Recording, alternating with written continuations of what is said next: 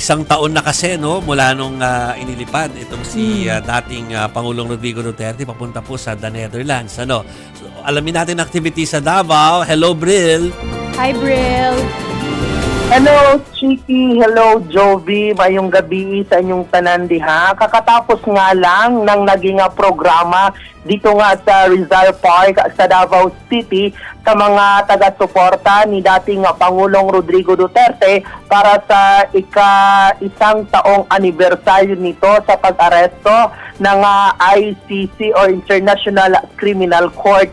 At kanina nga ay nagsagawa ng isang candle lighting activity ito nga ang mga taga-suporta ng dating Pangulo para ipanalangin ang kanyang kalusugan at maging ang kanyang ligtas na pagbabalik nga dito sa bansa. At nagsagawa din kanina ang mga taga-suporta ng dating Pangulo ng isang walk for justice mula sa Magsaysay Park patungo nga dito sa Rizal Park kung saan may kaunting programa at nagkanta din sila ng isang advance birthday song para kay dating Pangulong Rodrigo Duterte para sa kanyang nalalapit na kaarawan ngayon nga March 28. Pero bago yan, kanina ay isang misa ang idinaos sa San Pedro Cathedral sa Davao City. Kaninang tanghali, ito pa rin ay kasabay ng ika-isang taong anibersaryo ng pagkakaaresto kay FPRRD at personal nga itong dinaluhan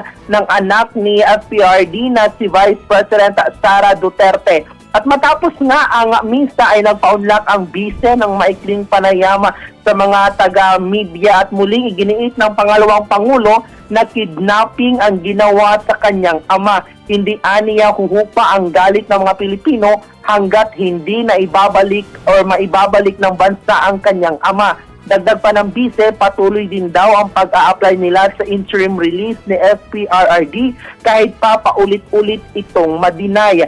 Natanong din natin si VP Sara kanina tungkol sa nangyaring kaguluhan ngayon sa Middle East at pinuna niya ang administrasyon ngayon ni Pangulong Bongbong Marcos kaugnay sa mga isinasagawang hakbang ng pamahalaan. Aniya, wala umanong nakikita ang mga Pilipino ng mga hakbang ng administrasyon para tugunan ang patuloy na sigalot sa Middle East. So, yun lang yun ang mga iilan sa mga isinagota ni Vice President Sara Duterte sa napakaikling ambush interview natin sa kanya matapos nga ang sinagawang misa dito sa Davao City. Balik sa inyo. Real, next time makausap mo si VP Sara, pakitanong kasi laging sinasabi na kidnapping, 'di ba, on the Duterte side and mga supporters. Pero yun naman sa mga naniniwala na hindi kidnapping ang nangyari. Sinasabi nila, paano kidnapping? Eh kasama nga si VP Sara doon, meron siyang doktor na kasama doon. Tapos merong mga papeles para kasi arestuhin nga siya. So hindi kidnapping. Pakitanong si VP Sara Bril kung ano naman yung sagot niya doon. Yun. Yes, Chiki, no? Itatanong natin yan kasi nga ngayong darating na Sabado, March 14, ay may aktibidad na naman si Vice President dito sa Davao City.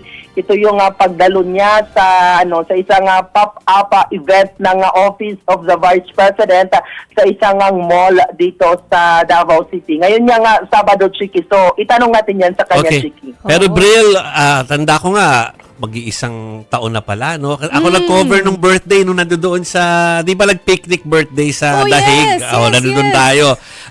Wala bang activity na naka-line up ang grupo, ang kaanak at mga grupo po na supporters ng mga Duterte para sa nalalapit na birthday ng dating Pangulo?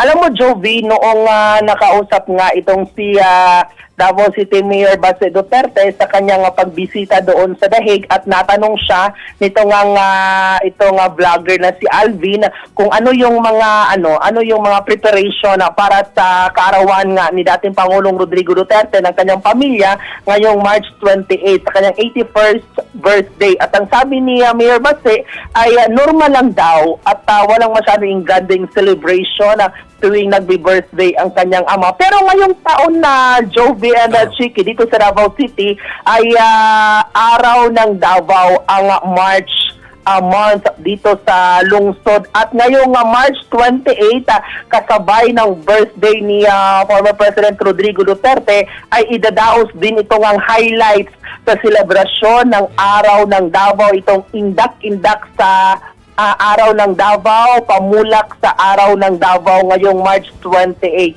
So isasabay na lang itong mga highlights sa activity sa Araw ng Davao ngayong March 28 sa kaarawan mismo ng dating Pangulo. Okay.